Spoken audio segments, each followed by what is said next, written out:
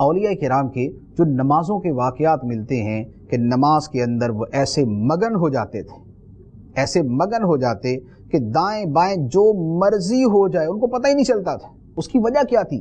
وجہ یہ تھی کہ جب وہ نماز میں کھڑے ہوتے اور اللہ تعالیٰ کی عظمت کو پیش نظر رکھتے اور اس کے جلال کو اپنی نگاہوں اور اپنے دلوں کے سامنے رکھتے تو اس کا نتیجہ یہ ہوتا تھا کہ دنیا و ما فیہا سے بے پرواہ ہو جاتے تھے، ساری دنیا کو بھول جاتے تھے، پھر خدا کے جلال کے سامنے بس کھڑے ہو جاتے تھے۔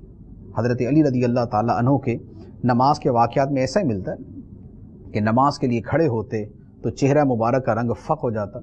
لوگوں نے پوچھا حضور کیا ہو جاتا ہے آپ کا؟ آپ اچھے بھلے ہوتے ہیں، نماز کے لیے کھڑے ہوتے ہیں، آپ کی طبیعت گھبرانا شروع ہو جاتی ہے اور آپ کی کیفیت بدل جاتی ہے۔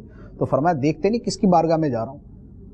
رب ذوالجلال کی بارگاہ میں، جو جلال والا ہے، جو عظمت والا ہے، رب العالمین ہے، اس کی بارگاہ میں کھڑا ہو رہا ہوں۔ تو اللہ تعالیٰ کی یہ جو صفت ذوالجلال ہے، جب بندہ اس صفت کے معانی کے اندر غور کرتا ہے اور اپنے آپ کو اس کے انوار کے اندر غوطہ زن کرتا ہے تو آپ یقین کیجئے کہ اس سے دل کی کیفیت بدل جاتی ہے، بندے کے اعمال کے اندر اثرات جو ہے وہ مختلف ہو جاتے ہیں۔